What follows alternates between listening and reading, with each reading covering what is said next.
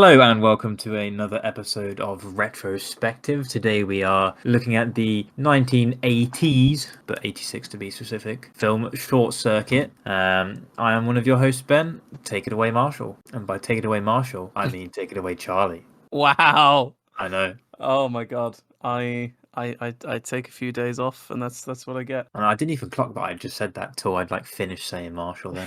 But yeah.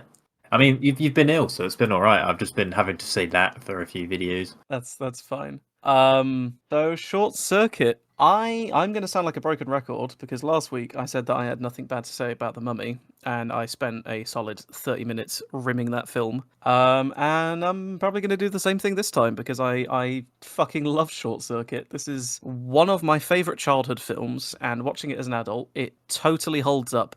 Apart from Fisher Stevens' rendition of Ben, but we'll get to that in a little bit. I mean, what are your initial thoughts on this, Ben? So for me, I think I might have seen this once, maybe twice, if with a big focus on if as a kid and things. For me, my robot childhood movie was definitely Batteries Not Included, and I can only vaguely remember this. So it was definitely something different watching it as an adult and basically just revisiting it as of the point of the series. But I feel like we'll have slightly polar opposite opinions. To clarify, Short Circuit isn't a bad film or anything like that.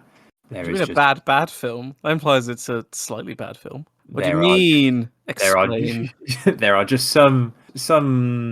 I think I was taking it a bit too seriously for the film, if that makes sense. There was, at the beginning of the movie, we definitely see that these lasers from the Nova robots definitely blow up trucks, blow up tanks, and then about 3/4 in the film, when the other numbers are fighting number 5, essentially, the lasers are being shot into a rock that he found on the floor that barely has a burnt. Okay. I will admit, that is a little bit silly. Things like that. My way of rationalizing that in my head is that they're trying to take number 5 in alive, and they can maybe power down the lasers, and that's what it is. But it's a fun scene, damn it. In terms of, if we took the films that we've looked at so far, I would put Flubber at the bottom for sure, and this would probably. Don't you dare say Just Wanna Bluff Flubber. Oh, it's hard because almost Godzilla would be maybe next, but I have too much love for Godzilla as a whole. If you took away my love for Godzilla, I think it would be Godzilla then Short Circuit, if that helps at all. But I mean, The Mummy and Spy Kids are too good, so they will be at the top. You know what, Ben? I'm just gonna say it. I like this more than Spy Kids. That's okay. We're allowed to have our differing opinions. I mean, the intro had such a wavy tune. I was, because the intro tune is so good. It reminds me a lot of I can't remember the name of it. There's a guy on YouTube, the Flopatron. He makes music using floppy disk drives and hard drives and things. It's just all the mechanical sounds of the machines making the music, and it feels like that's what they did for the intro to this, and it's great. For me, I've almost taken this as watching it for a first time, as I literally can barely remember anything. I think this is a film that is almost, despite the fact that I have seen it, as I recognise the robot, it's almost like I'm watching it for the first time. So what did you think of the cast? I mean, did you notice a trend with the cast? So we have Ali Sheedy, so the goth girl from Breakfast Club. If you don't know who that is, she was fun, but also sort of just I don't know, please stop. A lot of the time, there was just times where she was, especially with number 5. When he was getting into a car, she was just on the floor, but she just took randomly a good 30 seconds to stand up and was just doing lots of very weird things, quite questionable things for something that obviously wasn't a alien. But again, I don't know what the 80s were like in the US specifically. I think her acting in it is great, and you can tell she's having a great time with the film. She is definitely having a fun time. Just some of her character choices end up being very I don't know, especially with Frank. I don't know, she just. The second time that Frank comes back with a gun, she just kind of lets him grab her and then just doesn't really fight back, other than kind of just. In that scene when he runs outside and he trips over and then like I think he grabs her. You can see that she can barely keep it together because it was like a genuine accident that he tripped over, and they just kept that take. So her laughing in his face when he's like, holding her and threatening her is because she's not gotten over him tripping over in that scene. There were just questionable things that she did for me, but she looked like she was definitely having a lot of fun. I liked her character. Steven Guttenberg, the guy from Police Academy, and then I who's was I was also gonna in say Three there's Men and a Baby. there's quite a few Police Academy alumni in this film. I mean, you've got Steven Guttenberg, and also I've completely forgotten his name, but the arsehole sergeant person from Police Academy Roller. is basically playing the same character here. Yes. So Gutenberg plays Newton Crosby, one of the scientists in the film. He was good. He was basically like the dad from Honey, I Shrunk the Kids to me. Nothing particularly wrong with him, other than although he wanted to believe that robots become kind of sentient, he was really struggling with the fact and just simple sort of like, hey, come over here and look at how Number 5 acts could have just solved a lot of problems. But I mean, it's a kind of like kids-ish film, so I it's not mean, too the way I see horrible. it is, and it does explain it later on when they do get together properly. Mm. That he's a scientist. He wants to do thorough, unbiased tests before he can categorically believe that Number 5 is alive. Yeah, no. I'm fine with that. It's just I think it's from to have no spoilers, but from watching Ant-Man and the Wasp 3 Quantumania yesterday, it just had a similar trope in it, which is my biggest pet peeve, where a character just hides something and doesn't tell the rest of the group, in which it could just help everyone. In which this, in Short Circuit, is a far cry compared to Quantumania, but it's just a big trope for me that it's just like, oh my god, just please, just explain. Like, just over-explain straight away. Just make them understand rather than just the to and fro. But again, very, very I'm making it almost sound like it's a bad film, but I'm nitpicking. I think I'm trying to nitpick more because you like the film so much. So there are some just opposing sides. Fisher Stevens, who plays Yes. Ben. We'll talk about that later. That's a Okay. whole other ball game. Well, I And mean, then we might as well cover it now while we're on the cast. he He's was very white in real um, life. yes, he is white and plays an Indian, or at least Indian sounding person. We won't go too much into the He drib drabs. It's very racist, but Yeah, it's he plays a very racist Indian stereotype of the time. He has said in interviews since that he hasn't really apologized, but he said it's something that wouldn't be made today. And I don't think there was any ill intention with this. Like, it's not racist because the writer like hates a certain demographic and wants to put that across. I think they just thought it was funny to have somebody that doesn't speak very good English, since a lot of his jokes in the film are reliant on him saying things wrong. And I mean, it is funny. I don't think it would have made much of a difference if they just had him be white. I think the fact that he's Indian doesn't really add to the jokes, if that makes any sense. yeah, But no. Other than the kind of, again, not to sound horrible, I think it was just the accent part. Stemming off probably like, well, actually, no, we weren't even at like a poo stage yet in Simpsons, were we? I don't think. I don't think Simpsons was no. out yet. Yeah, no, Um, I couldn't put a finger to why they probably picked him to be Indian. Then I just started thinking more like Apu. I think people enjoyed it or Yeah, enjoyed I think it Apu was in a it was certain it was way. one of those things. There's I can't imagine you've seen it, but there was a British comedy show called Ain't Half Hot Mum, No. which very very very similar. I mean, it was set in India during the Second World War, and one of the characters is basically Ben in this film. He's an Indian that doesn't talk properly and jumbles his words up. Although he was technically played by a white man in that show, he is actually of Indian descent, so it was okay. Whereas this, like, he couldn't be more white. So that I feel is why like a more modern audience would find an issue with it. But Yeah, and this would go down horribly, I think. if you're willing to look past that and just sort of put it to the back of your mind and think like, okay, this film came out in 1986. People weren't as progressive as they are now.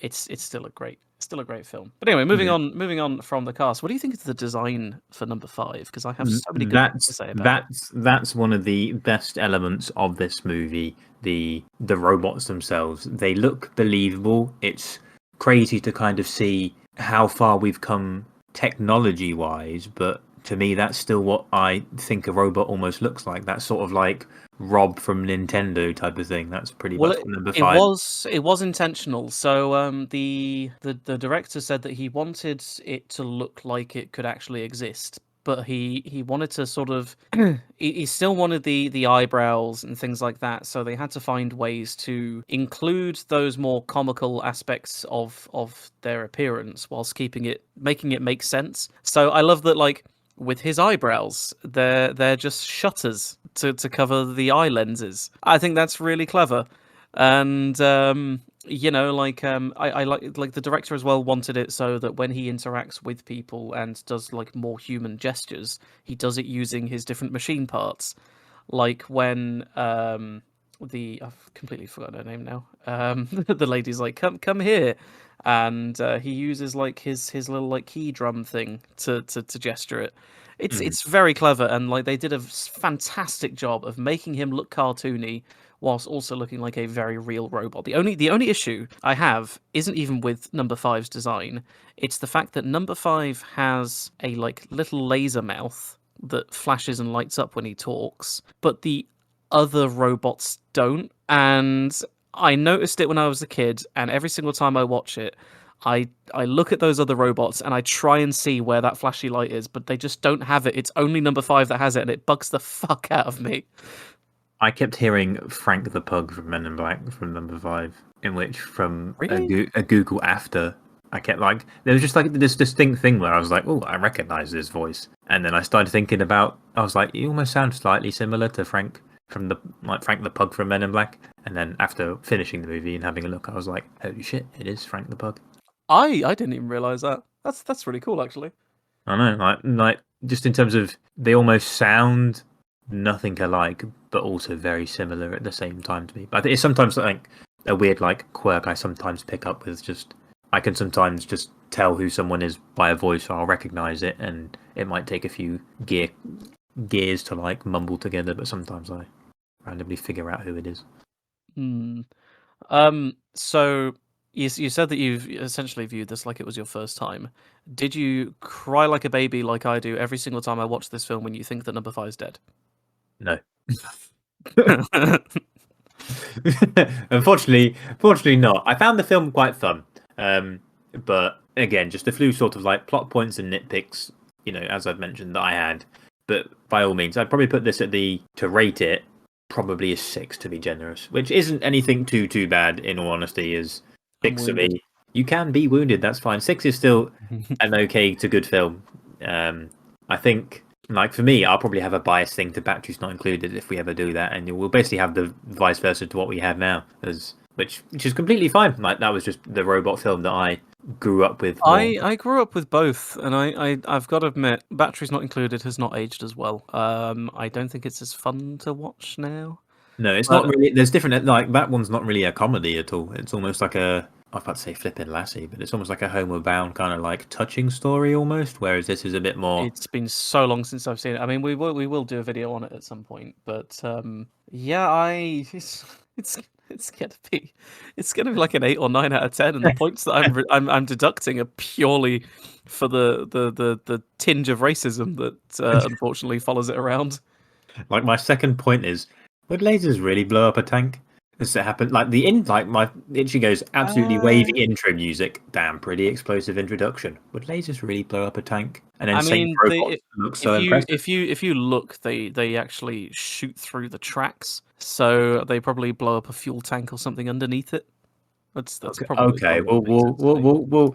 we'll go with that. I mean, when one of the robots got zapped with the lightning, that like looked hilariously scary. To be fair, like I was like, holy shit, that could be like a whole horror film in itself. I mean, what did you think to him slowly growing up, like quite quickly early on in the film? Like, It was very much like Chappie to me in terms of if I had to compare it to a film, it's the how South dare you. African the Chappie film. It was pretty much like that to me, but one was made in 1986, one was made like in the 2010s type of thing. One was made And by child abductors.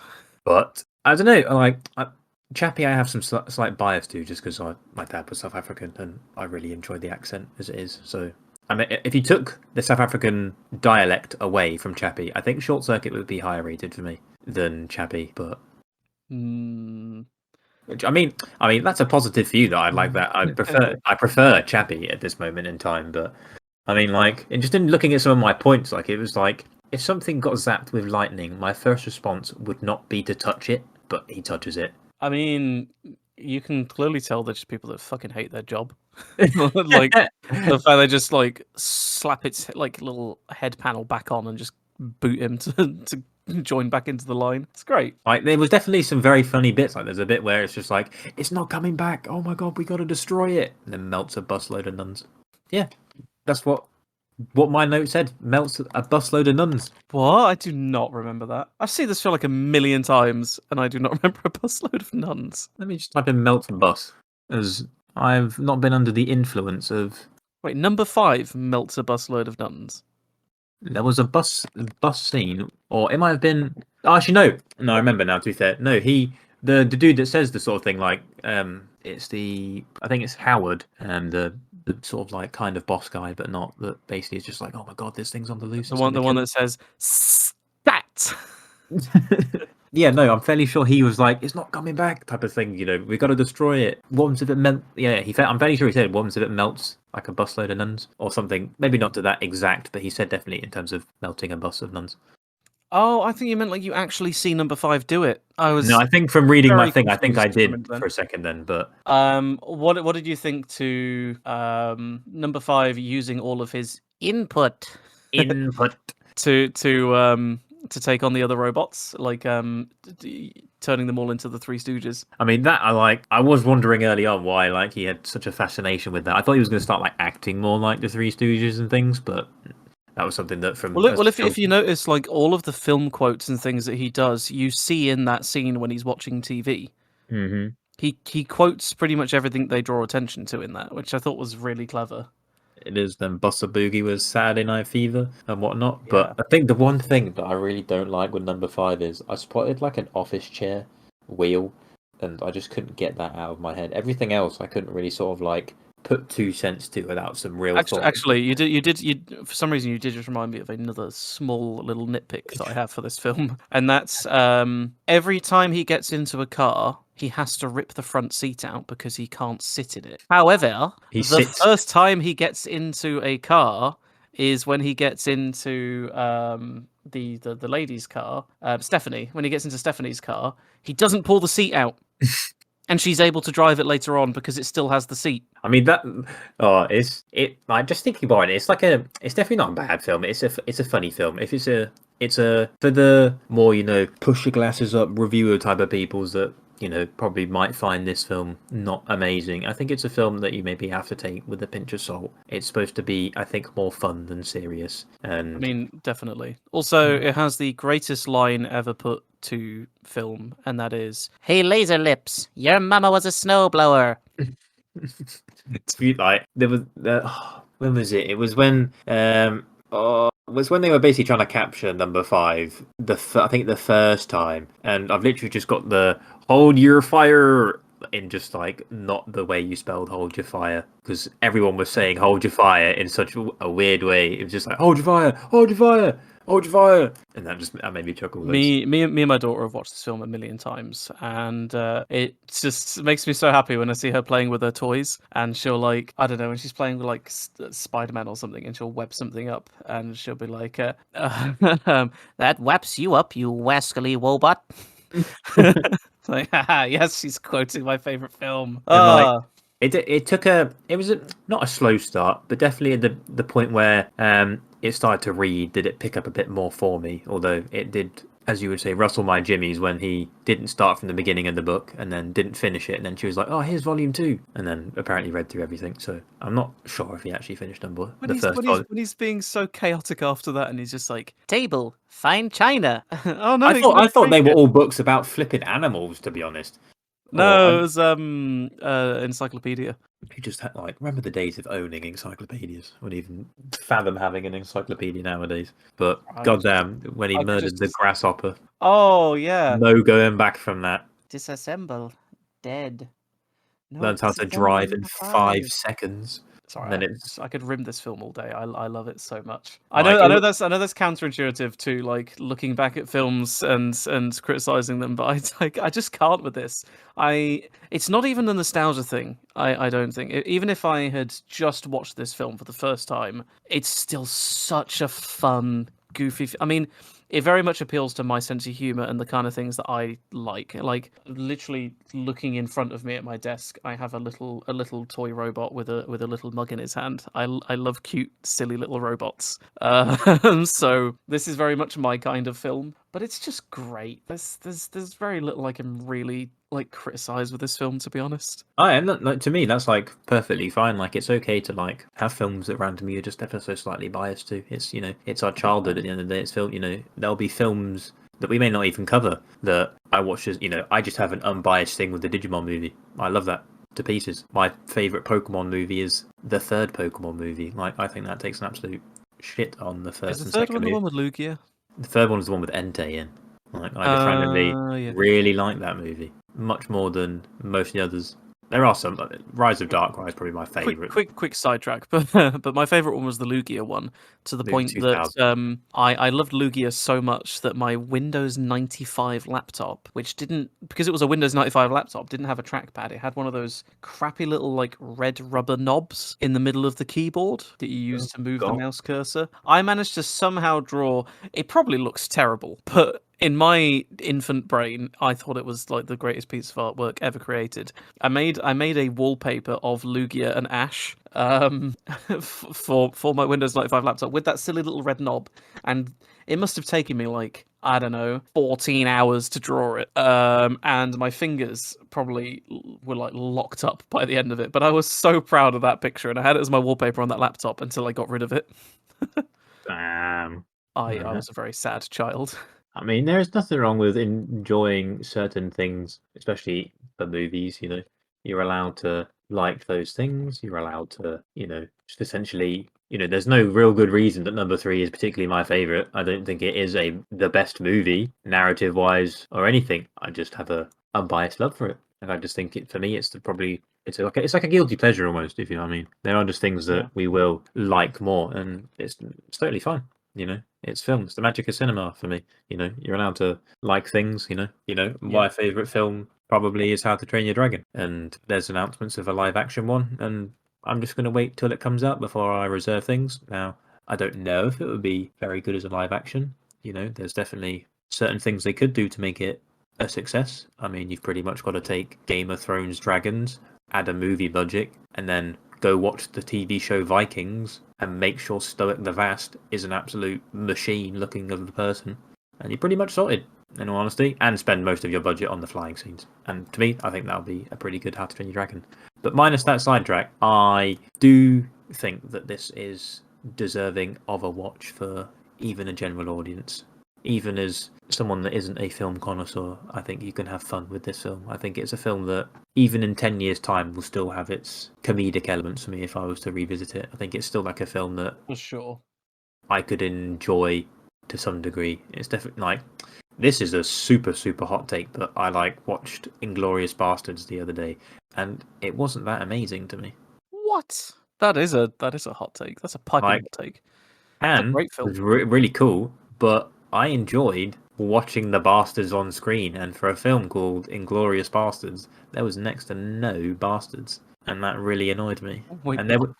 there was Brad Pitt's character. They're the bastards, aren't they? Yeah, are you saying that none of them were born out of wedlock, and that's what your issue with the film? No. So there's only a few scenes within certain chapters where you actually see the bastards, and that annoyed me. Like once they had come onto screen, I was like, holy shit. I like this, and then they were just hardly on screen, and that annoyed me a bit. Like, not giving me more of what I wanted to see it was a bit iffy. But that's a topic for Yeah, that's topic for another. another day. Well, But we'll call it there. So you heard it here first, folks. This film is a masterpiece. Easily 9 out of 10. You should all go watch it right now. And it's actually one thing I quickly didn't touch on. That I was about to make a joke about there. They never made merchandise for this film. Literally, is quite expensive, in the second film, one of the plot points is Ben is making radio-controlled versions, or like miniature toy versions of Number 5, and selling them. And they obviously made working toys for the film. Why didn't they just actually make them a commercial product that you could buy? Angers me so much. So I was gonna say, go out and buy some toys, but you can't because they don't exist. Go on Etsy. There is some people that do make them. I totally haven't looked. Don't even worry about it. at these maybe slightly expensive things. I did make several versions of Number 5 out of Lego Technic when I was a kid, though. I mean, like, so there was a couple sort of different bits that I wanted to just quickly touch on just before we wrap up. There was a scene in which I think it was Schroeder or whatever his name, what was his name? Schroeder, however you pronounce it. But I think he says to someone, he says to the flipping Lord, he says to Newton, Steve Gutenberg's character, he's like, "You four-eyed idiot," but he's not wearing glasses at that point, and I was just like, "Well, it's because he's a nerd." I know. I was like, "Damn, flipping nerds getting hated on even when they don't wear glasses nowadays." The line that he says that always gets me is, "This is giving me the red ass." What the fuck does that even mean? And like, oh, when Stephanie, like, when they're dancing, she's just like, "Oh, you're not a bad dancer," and up until that point, all they've been doing is just spinning in a circle. I mean, he's not a bad dancer for a robot. All he's No doing is legs. spinning in a circle. There is nothing. He starts doing good dancing afterwards, to be fair. I've got to admit, Stephanie does give the vibe that she wants to fuck Number 5. I know. I wrote that. That's what I was like. Is she falling in love with Number 5 randomly? It By that very point? much feels like I was that like, oh sometimes. god, it's the B movie all over again. There's just some weird sexual tension. But no, I mean, it was like what my actually no, I did speak about the rock bit. That was my biggest pet peeve. When I saw that, I was just like, wait, hold on a minute. I've watched these tanks at the these lasers at the beginning of the film blow up freaking tanks and trucks, but one sturdy rock that he found on the floor impenetrable. Yeah, maybe they just need to make the tanks out of rocks, you know? Oh yeah. But no, I think like I might have sounded like I slated this movie. I might not have, to be honest. I think it is a perfectly okay movie, and So that's all right. Ben thinks it's adequate. I think it's great. Which is perfectly fine. That's all good. We can't always have the same opinions. It'd be boring if we always had the same opinions. Well, we have reached 30 minutes, so I know. Would you like to wrap it up, Ben? Oh, it was a pretty good 30 minutes. So, thank you everyone for listening / watching, and please do like the video, subscribe, and drop a comment on whether you've seen Short Circuit or whether you haven't. And maybe this video / audio file malarkey might have changed your mind to watch it. Well, maybe Charlie's opinion might have changed you to watch it. Go watch it. But yeah, no, thank you very much for watching. You take care. Take care now. Bye.